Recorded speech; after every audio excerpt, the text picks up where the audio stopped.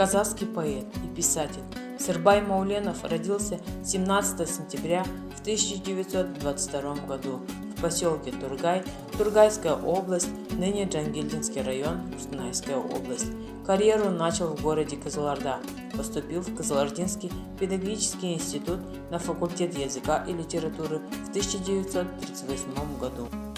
Творческий путь этого большого мастера современной литературы начался во второй половине 30-х годов. Именно тогда читатели познакомились с первыми поэтическими дерзаниями молодого Сырбая Мауленова. И начальные стихотворные опыты явственно показали, какое свежее, жизнерадостное и светлое дарование пополнило казахскую словесность. И все же совершенно самостоятельный, искренний и сильный голос поэта обрел в годы Великой Отечественной войны. Сырбай Мауленов маған бабам қалдырған. Маған бабам қалдырған, үзіп алып жаңбырдан, көзінің тамшы жастарын, көңілін оттай жандырған. Маған бабам қалдырған, маңдай терін бай күшін, кейде есінен тандырған, қара қазан қайғысын. Маған бабам қалдырған, қасіретті қайғынды, мен балама қалдырам, өзім ашқан ай күнді. В 1941 году Мауленов призван в армию, где был заместителем командира стрелковой роты по политчасти в 163-м стрелковом полку в Волховском фронте. 18 января 1943 года был тяжело ранен во время прорыва Ленинградской блокады. В волховских блокадах под Ленинградом из глазу на глаз встретился со смертью, признавался Сырбай Мауленов. Война сделала меня поэтом крепкого, динамичного ритма, более лаконичным. Война внесла в мою поэзию свои ритмы, гул и грохот. Я пишу лаконичные стихи, потому что на войне подвиг и смерть совершились в одно мгновение.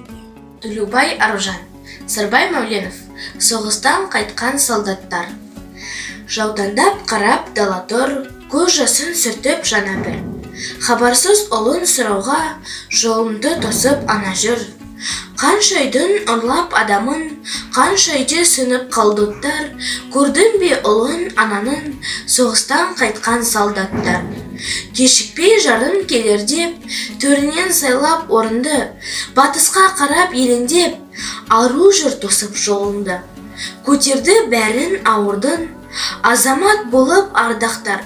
Көрдің бе жарын арудың, соғыстан қайтқан солдаттар.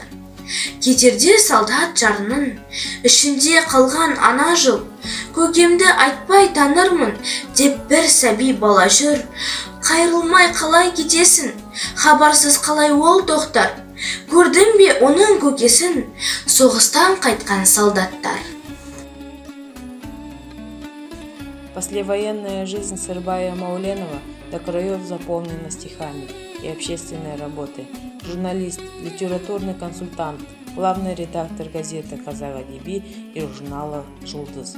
В свет вышло более 40 сборников, такие как «Новая весна», «Синие горы», «Молоко земли», «Листья горят», «Альпийский дождь», «Зорница», «Исповедь Думбры», «Зимний дождь» и другие, которые были удостоены государственной премии Казахской ССР имени Абая в 1970 году.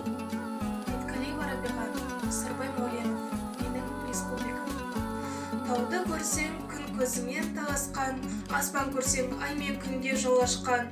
Менің байтақ республикам таулары, менің көгім мөлдіреген сол аспан.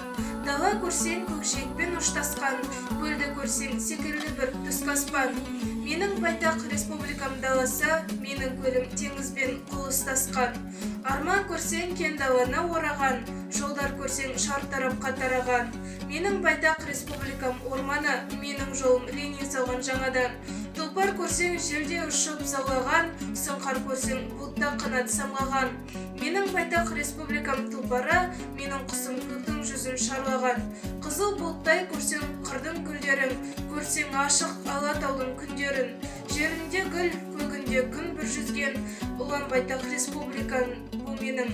Достар келіп тіре қалса атбасын, қарт алатау иіп қарды ақбасын. Қарсы алады ашық күнмен ашық бір, Алматының аспанының қақпасын.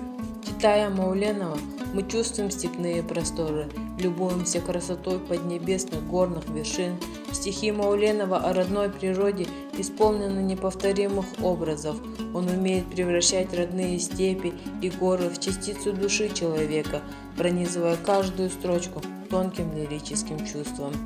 Имя казахского поэта Сырбая Мауленова, народного писателя Казахстана, лауреата Государственной премии Республики Казахстан, хорошо известно. Его читали при жизни и читают по сей день.